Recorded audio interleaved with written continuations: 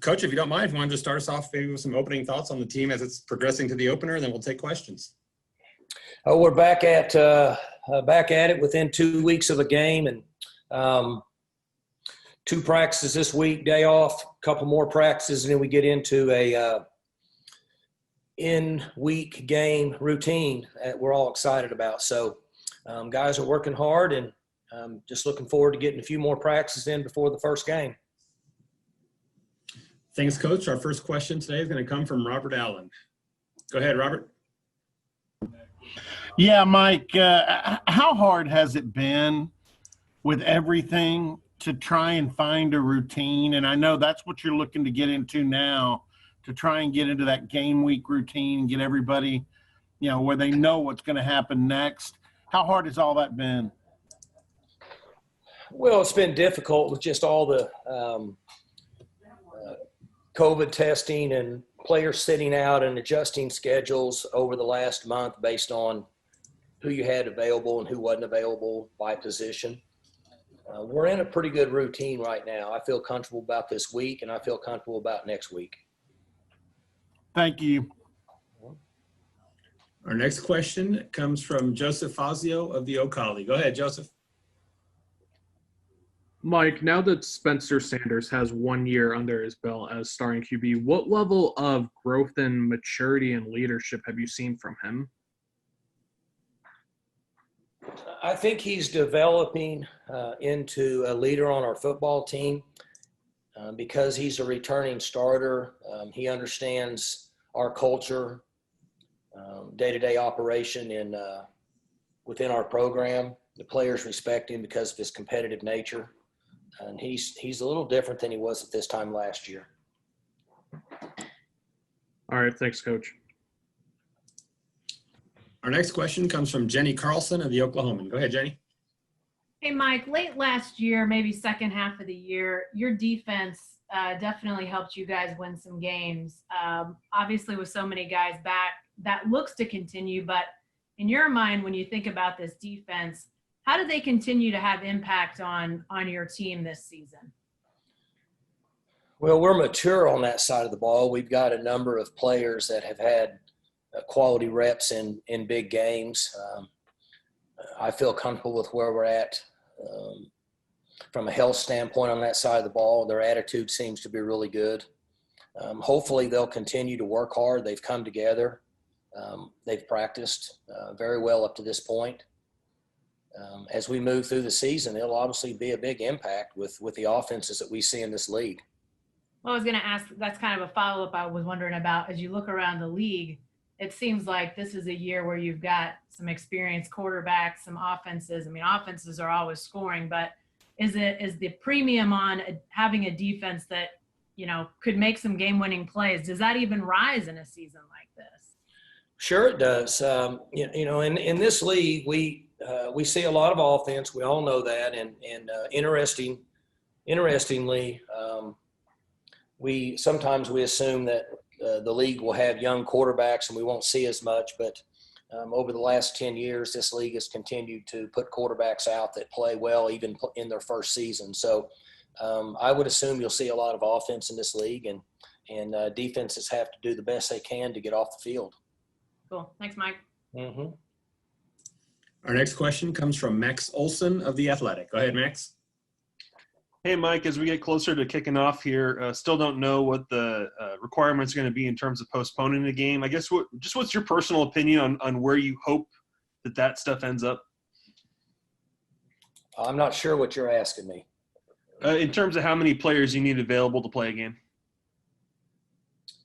I don't have any idea where that's going. I haven't heard anything about total number of players availabilities in several weeks. I couldn't even answer that question. Okay, got no opinion on just how many players you would need available to safely play a game? No, I don't have any opinion on any of that. Okay, thanks. Our next question comes from Gary Nemig of the Tulsa World. Hey, good morning, Mike. I was wondering if you could shed some light on what looks to have been a really interesting day in your program Friday with you pausing practice to break into groups and discuss some things that are going on. Well, we let the players have input on the situation, and so the seniors kind of led the way and got together and had some discussions and got some good information, and then back to work today. Could you give me a sense? You were in a group yourself, right, with some players? Everybody was scattered throughout the building. Yes. Yeah. Can you give me a sense of what you learned, if anything, from your participation in your group? Well, I was just listening. Everybody was just listening to an opinion on how people felt. Okay. Thanks. Mm-hmm. Our next question comes from Jason Elmquist of the Stillwater News Press. Go ahead, Jason. Thanks for your time, Mike. Obviously, I think it was last year you mentioned the need to possibly have two quarterbacks ready because of issues with injuries that we've seen over the years. Obviously, it happened again last year. With that in mind, what's the battle at QB2 been like so far this fall? Well, both guys are doing really well. We've split reps with them. We're going to make a decision at this time next week on who that quarterback will be. But I've been pleased with, really all three quarterbacks in their development under Coach Rattay. Do you give those guys an opportunity to work with the ones at all to kind of get a feel in case they are called up, or is it Spencer solely getting those ones right now? They get a little work with the ones. We always let those guys get some work, but for the majority of it, it's Spencer. All right, thanks, Coach. Our next question comes from Scott Wright of the Oklahoman. Go ahead, Scott. And Mike, you talked about Spencer's change as a leader. What have you seen on the field that he has improved? Not necessarily leadership, but performance on the field. He competes. He plays hard. He likes football. Understanding of concepts and defenses is going to be improved from last season based on experience. And obviously, he went through some growing pains in the middle of the year. Is some of that stuff with taking care of the ball and those sorts of things? Are those things you're going to have to learn in season to see if he's overcome that, or can you tell in practice right now? I thought he improved as the season went on last year before his injury, but his ability to protect the ball in the pocket will be very important. We all know the difference in turnovers and non-turnovers. So we drill him and we continue to work him, and his experience should benefit him in that area. Thanks, Mike. Our next question comes from Cody Nagel of Go Pokes. Go ahead, Cody. Mike, earlier this preseason, Coach Dunn said that Brennan Presley is going to be a special player at Oklahoma State. What have you seen from him so far during camp, and is that something that you can agree with?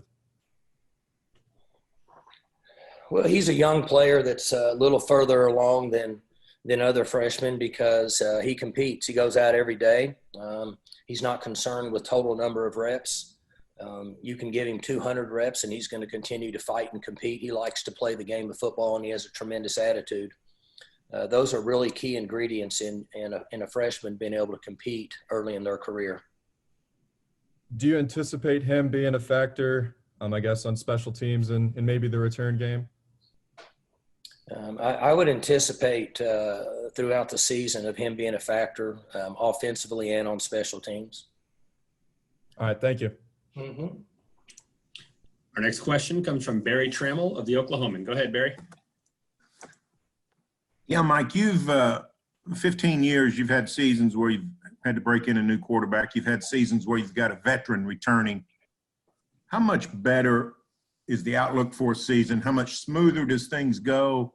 How much more optimism is there in general when you've got a proven quarterback coming back, whether it's Zach Robinson or Brandon Whedon or Mason Rudolph or now Spencer? Spencer's further along than he was at this time last year. He still has a ways to go. He missed quite a few games with injury. So I'm not sure that he falls in the category of a veteran seasoned quarterback. I would say that in the latter part of this season, if he continues to work and compete, that he can get in that category. But it's a much smoother process now than it was a year ago because we were splitting reps with the two guys that we had. And, at this time now, Spencer gets the majority of the reps. What do you see as his upside? How good can he be? Oh, I know it's hard to predict. I know that he's highly competitive, which is the most important aspect of being a good college quarterback. He's not scared, which is the second most important in being a good college quarterback. And he continues to develop in the throwing game. His ability to run the football is going to always be there.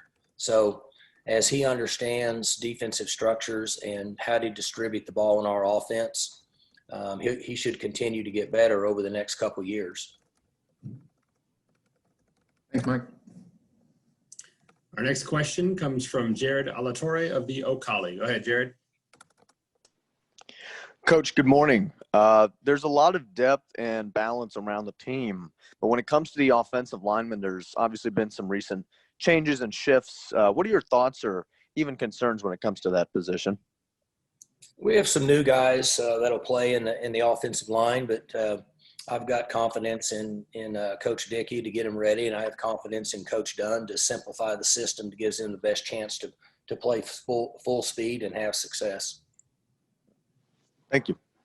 Our next question comes from Jacob Unruh of the Oklahoman. Go ahead, Jacob. Hey, Mike. I think we're in week 3 of talking with you now, and I don't know if we really talked about Chuba. What kind of improvements have you seen from Chuba this camp? Well, Chuba's practiced really well. He had a really good week last week. He's practicing full speed and getting back into a routine where he's out there and taking a few hits and getting ready to play. I know you were going to limit him in the spring and everything, and try to find some depth. How important is it to establish some guys behind him this season? Well, the guys behind him have gotten a lot of work. So I feel comfortable with those players. These next 10 days will be big days for Chuba, conditioning-wise, getting back into a routine of getting banged around a little bit, taking some hits, taking care of the football. But I like where he's at now, but the next 10 days will be important for his progression to get ready for the season. Thanks, Mike. Mm-hmm. Next question comes from Robert Allen. Go ahead, Robert. Yeah, Coach, you've always kind of prided yourself on having your team ready for the atmosphere on Saturday, and I don't think any of us know what it's going to be like. I think they're finishing up today participating in the ticket selection, but have you thought about what it's going to be like on Saturdays with only 15,000 or so in the stands, no spirit people on the field? I mean, it's going to be a crazy environment. We always use the term in our organization about controlling what we can control, Robert, and we can't control how many people are in the stands. There's been a limit put on it by the university, so I'm guessing that we'll max that out based on the excitement of people that want to watch Cowboy football. Everywhere I go, that's what I hear. So we'll fill it up as much as we can, and once the games get going, the players will be focused on the game, and I don't think it'll affect us much from the game standpoint. And hopefully, as the season goes on, we can get more people in the stands. Might be easier to communicate with guys on the field because the noise level won't be nearly what it's been. You'll probably be able to shout some instructions. I wouldn't disagree with that. Noise for us has never been an issue the way we practice, but there's a chance that Coach might be able to yell from the sideline. The players hear him, I guess, based on the way it's going to be for the first game. Thanks. Our next question comes from Chris Becker of the Ocali. Go ahead, Chris. Hey, Coach. How you doing? Good. So 2020 has been pretty rough for a lot of reasons on everybody. But if you guys go far in the season and reach those high expectations fans have put out, would it make 2020 any better for you personally? Well, the first thing is it's not about me personally. It's about the players. You know, we've got a group of young men that haven't had any direction until about 2 weeks ago. Now they have direction, and so they've come together as a group and have worked hard and understand we're almost to the starting gate. So I'm just excited for those guys that want to play football, have the opportunity to get out there and play football. Thank you, Coach. Mm-hmm. Our next question comes from Garen Emig of the Tulsa World. Go ahead, Garen. Mike, heading into a season, is it more important for a coach to know what his O-line can block or what his quarterback can do with the ball, or are they one and the same? Oh, I think they're similar. It's important for us as coaches to know our players so we understand our concepts and not put them in a situation to where we're asking them to do too much on any given Saturday. So we have to be careful with concepts we use and also not ask our players to have success in areas that they're not really capable of having success. Okay, very good. Thanks. Mm-hmm.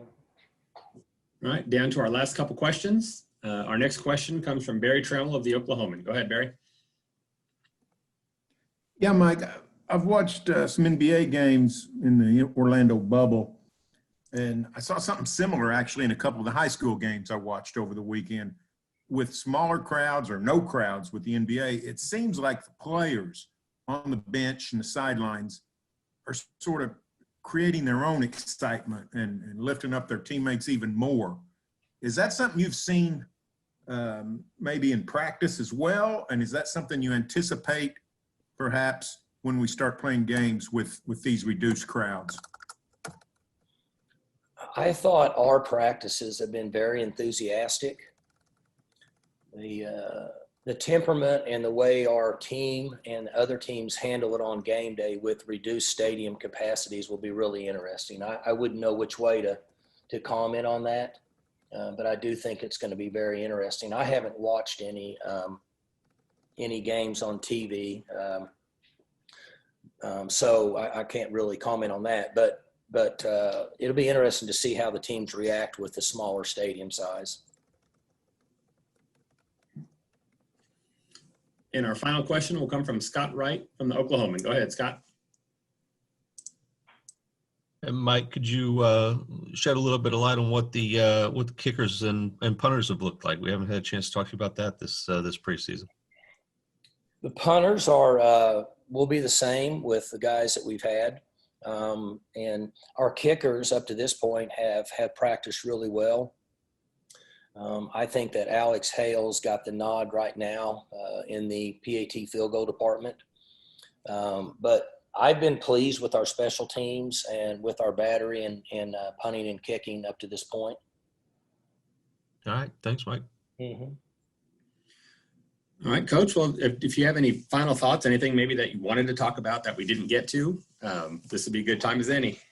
I'm good. It's good to talk to you guys. I look forward to seeing you all next week. Thank you.